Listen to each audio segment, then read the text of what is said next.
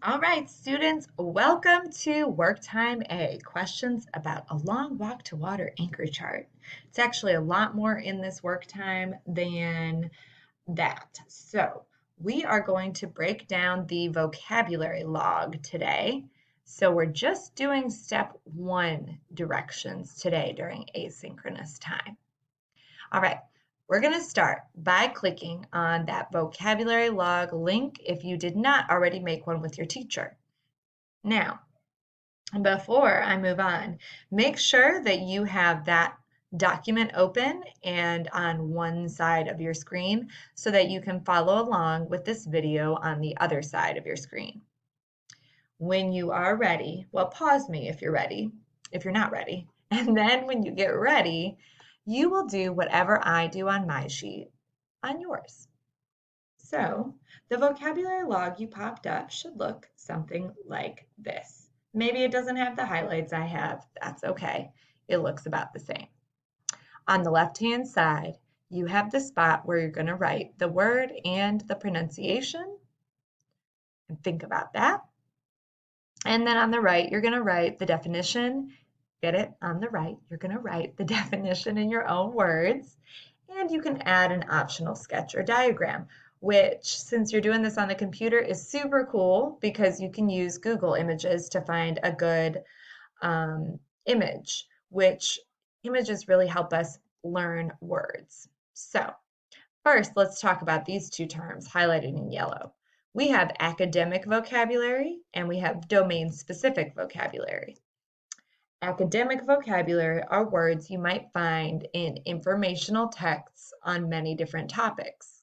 So academic vocabulary are words that, you might find they're those words that are really cool, but they might give you kind of a headache the first time you hear them because you maybe don't hear them every day. Those words, we're going to draw a star. Well, we're going to use our computers to write a star next to it. And then there's domain-specific vocabulary. That means words that we really only use about a particular topic, like frogs. So that's when you go to science class and they're like mitochondria and precipitation and all those science words. Or in language arts, they might be words like personification and simile. And some of those words are domain-specific words. So you're going to decide if it's academic or domain specific, and you're going to write the word and the definition. Let's practice together. On here it says, step one directions. Before you read, record the vocabulary below in your vocabulary log. Cradle, droned, and rebels, or rebels. So I am going to use my shortcut. I'm going to highlight the word. I'm going to click on it to make a copy. And I'm going to go to my chart and I'm going to click, right over here, click to paste it. So we have cradle. It says, what is the word and how do you say it? What is the translation in your home language? Now, how do you find the translation? Let's say that you speak a different language at home. You maybe click on it, highlight it, and go to Google Translate. So let's try that. Let's say that I spoke Spanish. I'm going to go to translate at google.com, or if you just Google Translate, loves that too. So I'm going to put cradle and I'm going to select my language. Look at all these languages you could select. I'm going to select Spanish. Hopefully this is correct. So I'm going to copy that and paste it underneath. And I might do this in I might highlight it. I might put it in italics, something like that. So cradle, all right? Now, what does it mean in your own words? Well, let's check what it means over here. It says to rock or to hold or rock in or as in a cradle. So that's the dictionary definition. What does that mean to cradle something? It means like maybe to hold it, to hold something gently, right? When you cradle a baby, And then if I want, I can look up what it looks like. Cradle. And I'm going to put to cradle. There